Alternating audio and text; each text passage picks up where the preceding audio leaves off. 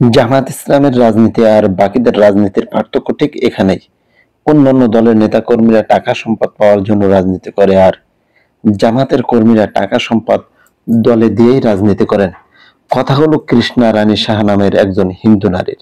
তিনি তার নিজের ফেসবুক ওয়ালে জামাত ইসলামের বাইতুল মালের সংগ্রহণ করার একটি রিসিপ্ট শেয়ার করে নিজের এমন অভিব্যক্তি প্রকাশ করেছেন, যেখানে তিনি অন্য সব রাজনৈতিক দলের সাথে জামাতের রাজনীতির মূল পার্থক্য তুলে ধরেছেন।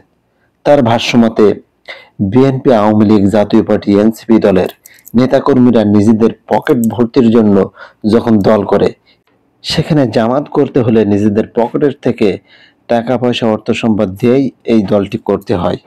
অন্য দলগুলোর নেতাকর্মীরা যখন জনগণের অর্থ লুটপাট চাঁদাবাজি করতে ব্যস্ত, জামাত ইসলাম তখন তার দলের নেতাকর্মীর মান উন্নয়ন এবং মানুষের সমস্যা সমাধান নিয়ে ব্যস্ত।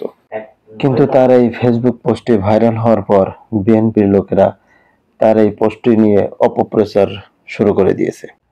বিএনপির লোকেরা এখন তাদেরকে বলতে শুরু করেছে, তারা বলতে থাকে জামাত কত বড় চাঁদাবাজের দল, একজন হিন্দু মেয়েকেও তারা ছাড় দিল না, তারা জোর করে ভয় দেখিয়ে তাদের কাছ থেকে টাকা নিচ্ছে, তাও আবার প্রতি মাসে মাসে 500 টাকা করে।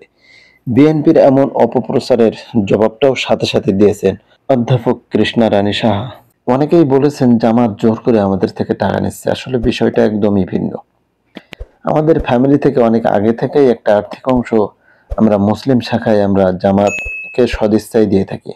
আমার ছোট বোন, মেজ বোন, দাদারা সবাই কম বেশি দিয়ে থাকেন এবং এই টাকাগুলো আমাদের সমাজের কল্যাণের জন্যই তারা ব্যয় করেন। তার মানে এই টাকা কোথায় কোন কাজে ব্যবহার হয় জানেন এই নারী।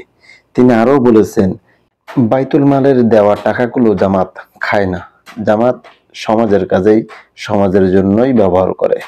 নেটিজেনরা বলেছেন হিন্দুদের মাঝে এমন জনপ্রিয়তা বাড়ছে জামাতের, এটাই তার বড় প্রমাণ।